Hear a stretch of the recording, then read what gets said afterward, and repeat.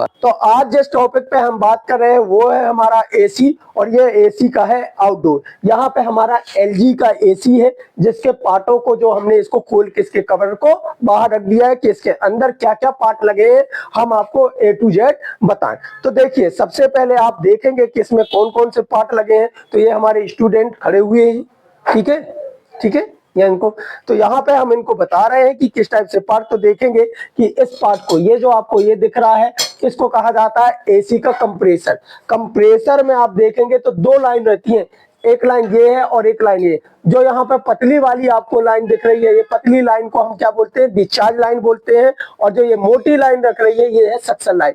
हमेशा जो discharge line देखेंगे तो ये गई है डिस्चार्ज लाइन, और कहाँ पे, ये जो है हमारा कंडेंसर कॉइल है। कौन सी कॉइल कहेंगे इसको, कंडेंसर कॉइल है। और कंडेंसर जो कॉइल है ये दो भागों में विभाजित है, आधी कॉइल ये और आधी कॉइल। यहाँ पे देखेंगे कि जो हमारी डिस्चार्ज लाइन से जा रहा है, यहाँ पे दो भागों में टी लगा है विभाजित, एक पाइप इस कंडेंसर के लिए और एक पाइप इस कंडेंसर के लिए चला गया है। तो ये कंडेंसर कॉइल है फिंडे टाइप की, जिसमें ये दिख रहे हैं एल्यूमिनियम की लगी है फिंडे होती है, जो कि क्या करती है, कंडेंसर जो होती कॉइल है हमारी पाइपलाइन है, इसको ठंडा करने के लिए इस्तेमाल की जाती है।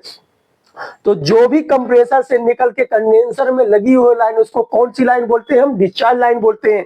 दूसरा हम देखते हैं कि ये मोटी सी लाइन आपको दिख रही है, इस मोटी सी जो लाइन दिख रही है और ये जाके यहाँ पे आई हुई है, ये मोटा सा, ये मोटी लाइन, इसको बोला जाता है सक्शन लाइन। तो पहली जो पतली लाइन उसको डिस्चार्ज लाइन, और दूसरी लाइन को हम क्या बोलते हैं, सक्शन लाइन। ये दो पार्ट हमने यहाँ पे देख चुके हैं। तो सबसे पहले हमने यहाँ पे देखा तो ये हमारा कंप्रेसर, कंप्रेसर से दो लाइन, डिस्चार्ज लाइन और सक्शन लाइन, और ये जो हमारी है कंडेंसर कॉइल, इस कंडेंसर कॉइल। यहाँ पे दूसरा ये वाला जो पार्ट इसमें लगा है हमारी मोटर, यानी फैन मोटर है, जहां पे हम देखते हैं इसका काम क्या होता है। ये जो फैन मोटर है ये कंडेंसर कॉइल को ठंडा यानी कूल करने के लिए काम करती है, क्योंकि जब कंप्रेसर चलता है तो ये जो कॉइल है बहुत ज्यादा हीट होती है। अगर ये बहुत ज्यादा हीट होगी, अब प्रॉब्लम क्या होगी, अगर ये धीमा या बंद हो जाता है तो कॉइल हीट होने के कारण आपका कंप्रेसर बार बार ट्रिप होगा। अगर आपका कंप्रेसर बार बार ट्रिप हो रहा तो उसका कारण ये भी हो सकता है कि जो हीटिंग कॉइल है, पंखा खराब हो चुका है या जाम हो चुका है या स्लो हो गया, जिसके कारण ये सही तरीके से इसमें सर्कुलेशन हवा का खींच नहीं पा रहा है, जिसके कारण हमारा क्या होगा, ये बहुत तेजी से गर्म होगी और हमारा कंप्रेसर बार बार ट्रिप होगा। तो इसकी भी सर्विसिंग आप अच्छे से, इसमें जितनी धूल मिट्टी उसको साफ कीजिए तब ये कर। ये जो दिखता है आपको, ये जो ब्लोवर मोटर दिख रही है, इससे 3 पॉइंट दिखते हैं, देखिएगा यहाँ पे 3 पॉइंट है। इन तीनों पॉइंटों को, एक को रनिंग, स्टार्टिंग और कॉमन हम कहते हैं। चेक करने का तरीका क्या है, हम मीटर के थ्रू इसको चेक करते हैं। तो जिन दो तारों की वैल्यू सबसे ज्यादा है वह रनिंग स्टार्टिंग है, तो ऑटोमेटिक हमको कॉमन मिल जाता है। तो इस टाइप से हम इसकी वैल्यू चेक कर सकते हैं। प्लस तीनों में कंटिन्यूटी चेक करेगा, तीनों में कंटिन्यूटी आ रही है तो मोटर सही है, अगर किसी एक में भी कंटिन्यूटी ना आए तो हमारी मोटर खराब हो चुकी है और आप मोटर को चेंज कर दिए। तो रनिंग स्टार्टिंग चेक करना है, इस टाइप से ये लग गया। इसमें जो ये काला सा भाग दिख रहा है ये इसका कैपेसिटर है। क्या है, कैपेसिटर। तो इसमें 2.5 MFD का कैपेसिटर लगा हुआ था, ये कैपेसिटर है। तो जो हमने देखा कि इनमें से रनिंग और स्टार्टिंग है, तो हम एक पॉइंट को इसमें दे देते हैं, कैपेसिटर में दे देते हैं, अगले पॉइंट को यहाँ दे देते हैं, और ये हमारा कॉमन बच गया जहां हमारा न्यूट्रल या फेज की सप्लाई आ जाएगी। इसमें से जो रनिंग वाला हिस्सा होगा उसमें फेज आ जाएगा, इसमें न्यूट्रल आ जाएगा, यहाँ से हमारी ब्लोवर मोटर ऑन हो जाएगी। ओके, ये इस पार्ट के बाद अगले पार्ट की बात करते हैं। तो देखिए, इस जो कंप्रेसर से भी हमें 3 वायर निकलती हैं, इनमें से भी रनिंग, स्टार्टिंग और कॉमन वायर है। इनमें से देखते हैं जिन दो वायरों की वैल्यू सबसे ज्यादा हो, जिन दो वैल्यू सबसे ज्यादा हो रनिंग स्टार्टिंग होंगे तो कॉमन ऑटोमेटिक हमको पता चल जाता है। अगले वीडियो में हम मीटर के थ्रू इसको चेक करना भी सीखेंगे, कैसे इसकी रीडिंग निकाली जाती है। जहां देखेंगे टर्मिनल लगे हुए हैं, यहाँ पे आप देखेंगे कि फ्रिज की जगह यहाँ पे रिले ओएलपी का यूज नहीं किया गया है, डायरेक्ट सप्लाई दी गई है। यहाँ पे देखिए कंप्रेसर के मॉडल नंबर और कंप्रेसर के बारे में जानकारी लिखी रहती है। ये जो लिखा रहता है इससे हम ये पता कर सकते हैं कि कंप्रेसर कितने टन का है और ये किस यूज के लिए बना। तो सारी जानकारी, ये जो नंबर आपको दिख रहा है इसके द्वारा आप चेक कर सकते हैं क्या चीज है। इसमें अगर हम देखेंगे तो R22 नंबर की गैस डली हुई है। देखिए यहाँ पे लिखा हुआ कंप्रेसर में कौन सी गैस डली है, R22। ये यहाँ पे देखिए R22 नंबर की गैस ये डली हुई है। तो इसमें R22 नंबर की गैस इसमें डलती है, तो R22 नंबर की इसमें गैस है। अब उसके आगे हम जो समझेंगे, यहां से आगे बढ़ते हैं तो ये जो दिख रहा है आपको, क्या दिखा है, कंडेंसर कॉइल से दो भागों में विभाजित होने के बाद यहां से फिर से ये दोबारा आई और ये है फिल्टर। फिल्टर से होते हुए कहां आ गई है, कैपिलरी, और कैपिलरी से होते हुए कहां, इस पॉइंट में आ गई है डिस्चार्ज लाइन। तो यहाँ पे ये डिस्चार्ज, यहाँ पे अगर बाहर की बात करें तो ये जो पतली लाइन आपको दिख रही है, इस लाइन को क्या बोला जाता है, डिस्चार्ज लाइन। ये मोटी वाली जो लाइन आपको दिख रही है जो पाइपलाइन में जुड़ेगी, इसको बोला जाता है सक्शन लाइन। और ये जो पीछे आपको ये दिख रही है, इसको बोला जाता है आपको चार्जिंग लाइन। इसका इस्तेमाल जब हम गैस डालते हैं उस समय हम इसका इस्तेमाल करते हैं। तो इसके लिए तो ये सक्शन, डिस्चार्ज लाइन और चार्जिंग लाइन, तो सक्शन और चार्जिंग एक साथ जुड़ी हुई होती है और डिस्चार्ज लाइन अलग होती है। यहां पे देखेंगे आप, इसको खोलते हैं तो यहाँ पे एलएनकी के लिए लगाई जाती है। एलएनकी की दो होती है जिससे हम गैस को लॉक और अनलॉक करने का इस्तेमाल किया जाता है। तो जब एलएनकी का हम इस्तेमाल करते हैं, यहाँ 5 नंबर, 6 नंबर और 7 नंबर की एलएनकी आपको लग सकती है। तो जो भी कंप्रेसर में जैसी एलएनकी लगे वैसी एलएनकी हम इसमें लगा सकते हैं। अब यहाँ पे समझते हैं कि इनका काम क्या है। एलएनकी लेके आइए। तो देखिए यहाँ पे एलएनकी का यूज, तो सबसे पहले मैंने ये जो हमारे पास एलएनकी है इसको यहाँ पे मैं लगा लेता हूँ। तो देखिए जैसे इस एलएनकी को मैं यहाँ पे लगाता हूँ तो इस टाइप से एलएनकी लग जाएगी। जब मैं इसको इस टाइप से कसता हूँ तो ये एलएनकी कस गई मेरी, क्या होगा, गैस लॉक करने के लिए। और जब मैं खोलता हूँ तो यहाँ से मेरा गैस अनलॉक हो जाती है। तो अब इसका यूज कैसे किया जाए, अब हम समझते हैं। हम इसी में समझते हैं, आगे के में ये समझेंगे कि गैस इंस्टॉल अनइंस्टॉल कैसे की जाती है। उसके पहले हम इसके सेक्शन के बाद अब समझिए कि एक हमारे पास पुराना एसी आया जिसको हमको कस्टमर हमसे कहता है कि इस एसी को निकालना है। तो निकालने के पहले क्या प्रक्रिया करोगे, तो सबसे पहले क्या है, कस्टमर कहता है कि हमें एसी को निकालना है। तो एसी निकालने के लिए सबसे पहले आप जाओगे किसके पास, आउटडोर, जहां पे आउटडोर लगा वहां पे जाना है। वहां पे जाते ही सबसे पहले यहाँ पाइपलाइन पूरी तरीके से जुड़ी होगी, तो आपको कोई करेक्शन नहीं खोलनी है। सबसे पहले क्या करना है, यहाँ के नटों को ये खोल लेना है। सबसे पहले डिस्चार्ज वाली लाइन, ये देखिए डिस्चार्ज वाली लाइन में एलएनकी को आपको फिट करना है और इसको बंद कर देना। पहले क्या होगी, खुली होगी और इसको बंद कर दोगे। जैसे ही बंद करोगे आपकी डिस्चार्ज लाइन से जो गैस कंप्रेसर से निकल रही थी वो लॉक हो गई लॉक। अब जब यहां से लॉक होने के बाद अगली प्रक्रिया क्या करनी है कि आपको एसी को ऑन करवा देना है। एसी का कहां, क्योंकि इसकी जो बटन होगी वो कहां पे लगी होगी, आपके इंडोर में अंदर लगी। वहां से जैसी एसी ऑन होता है आपका 5 से 6 मिनट के बाद कंप्रेसर ऑन होता है, टेम्परेचर सेंस करेगा, उसके बाद आपका कंप्रेसर क्या होगा, ऑन होगा। जैसी कंप्रेसर ऑन होता है वैसे आप देखिए कि आपको ज्यादा से ज्यादा 40 से 60 सेकेंड तक आपको रुकना है। कितना रुकना है, 40 से 60 सेकंड तक, ज्यादा नहीं रुकना है। आपको लगता है तो यहाँ पे क्या कर लेंगे, आप कंपाउंड गेज को लगा देंगे। क्या लगा देंगे, कंपाउंड गेज को लगा देंगे। तो आपको ये पता चलेगा कि जैसी वो -30 पे चला जाएगा, आपको पता हो चुका है, ठीक है। तो क्या हुई, यहाँ से आपने बंद कर दिया था डिस्चार्ज से, जैसी अब स्टोर करने का मतलब क्या हुआ, जो भी पाइपलाइन और इंडोर में गैस थी उसको भी खींच के हमको कंप्रेसर में रखना है। तो हम क्या करें, ऑन किए, जैसे ही ऑन करते तो यहाँ से तो गैस नहीं निकल रही है, जितनी भी गैस होगी उसको सक्शन के थ्रू क्या करेगा, खींचेगा और कहाँ चला जाएगा, कंप्रेसर में। जैसे ही आपको कंप्रेसर में गैस हो गई, यहाँ -30 हो गया, या 40 से 60 सेकेंड आपके कंप्लीट हो गए हैं, आप ये एलएनकी को लीजिए और इस सेस को भी लॉक कर दीजिए और कंप्रेसर वहां से क्या कर दीजिए, बोल दीजिए, तो आपको वहां से बंद हो जाएगा। तो ये हो गया बंद। इस टाइप से आप जो गैस है उसको क्या कर सकते हैं, लॉक करते हैं।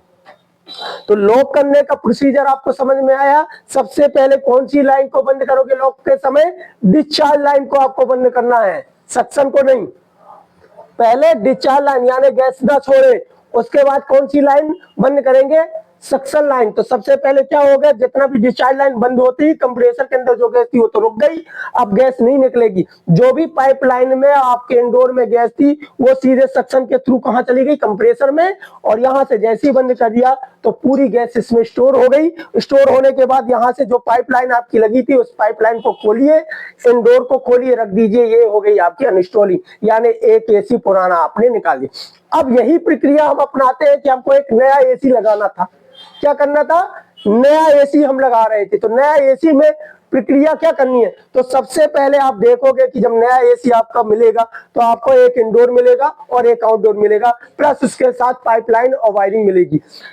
सबसे पहले आपको उसकी फिटिंग कर लेनी है, तो इंडोर की फिटिंग कर लिए और आउटडोर को जहां उसने बोला वहां पे रख दिया। रखने के बाद पाइपलाइनों को डिस्चार्ज से डिस्चार्ज और सक्शन से सक्शन पाइपलाइन को जोड़ दिए। जब कंपनी का नया आता है एसी तो गैस इसके अंदर स्टोर होती है, प्लस ये दोनों लॉक होते हैं। क्या होते हैं? लॉक होते हैं। तो हमको करना क्या है, तो प्रक्रिया क्या की जाती है, सबसे पहले जैसे हमने किया पूरा कनेक्शन करके, कहने का मतलब इंडोर भी लग गया, आउटडोर भी लग गया, पाइपलाइन भी लग गई, बिजली की फिटिंग भी हो गई, सारी चीज कंप्लीट कर दिया। अब ओनली एसी को ऑन करना है हमें की, सारी चीज लग गई है। तो सबसे पहले हम कौन सी गैस छोड़ें और क्या करें, तो सबसे पहले आपके पास यहाँ दो तरीका है। सबसे पहले इन दोनों की एलेंकी नहीं खोलिए, सबसे पहले यहाँ पीछे क्या कीजिए, आप वैक्यूम पंप लगाइए। वैक्यूम पंप से, क्योंकि जो भी गैस यानी जो पाइपलाइन में गैस है, इंडोर में गैस है, वो तो ऑक्सीजन भरी है वातावरण की, उसको पहले वैक्यूम करके क्या करना है, आपको बाहर कर देना है। तो आप यहाँ से क्या करोगे, वैक्यूम में लगा दोगे और वैक्यूम से क्या हो जाएगा, पूरी गैस बाहर, जैसे माइनस में सुई आ जाएगी आप इसकी वॉल को निकाल दोगे। वैक्यूम हो गया। जैसे वैक्यूम होगा उसके बाद क्या करोगे, ये एलएनजी को लोगे और डिस्चार्ज लाइन को खोल दोगे। क्या करना है हमको, डिस्चार्ज लाइन को ओपन करना सक्शन। तो डिस्चार्ज लाइन को खोल दिए, ये खुल गई हमारी डिस्चार्ज लाइन। उसके बाद क्या कर देना है, सक्शन लाइन को खोलना है।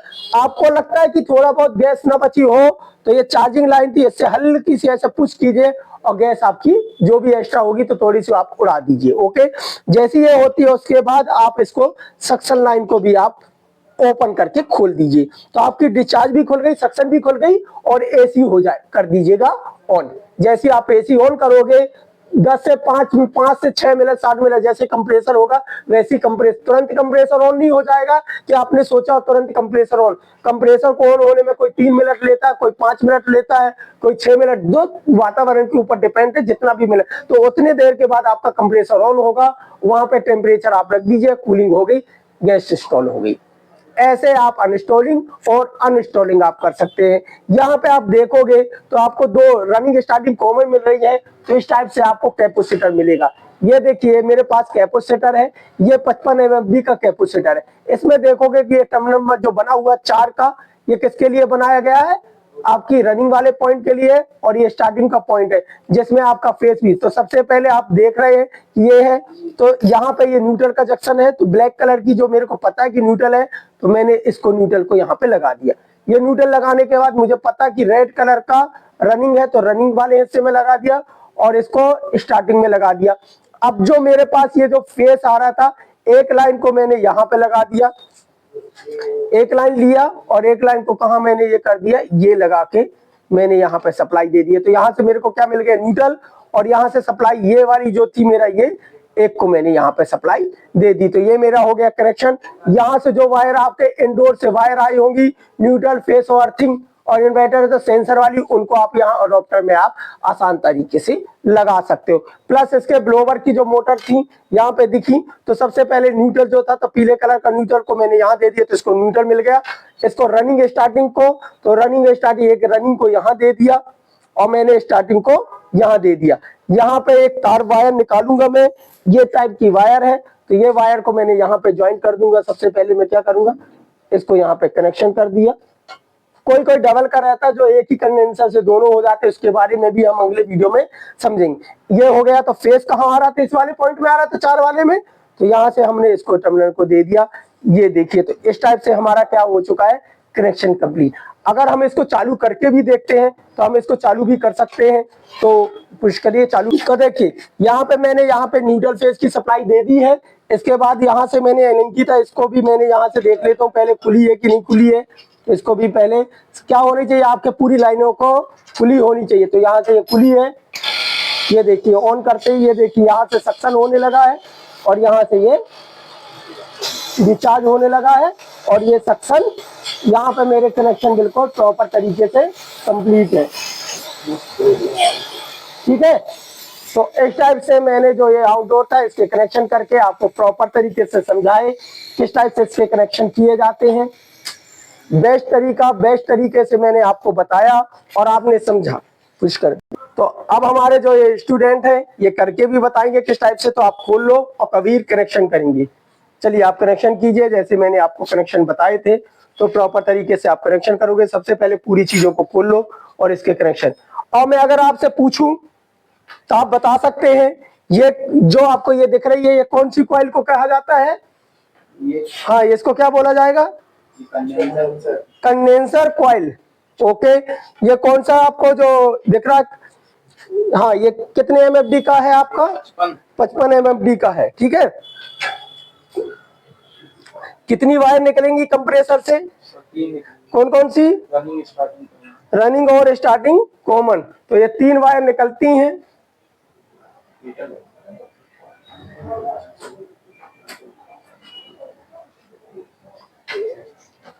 तो आप भी हमारे टेक्निकल वर्क जबलपुर से जुड़िए और प्रॉपर तरीके से AC, fridge, washing machine, motor winding का कोर्स कीजिए, जहां पे हम प्रॉपर तरीके से फुल प्रैक्टिस आपको कराते हैं और आप सारी चीजें बहुत आराम से, जैसे कि हमारे ये स्टूडेंट हैं, सारी चीजों को आप एक कनेक्शन करेंगे, प्लस चेकिंग की जाएगी किस टाइप से इसको चेक किया जाता है और प्रॉपर तरीके से इस AC को ऑन कर सकते हैं।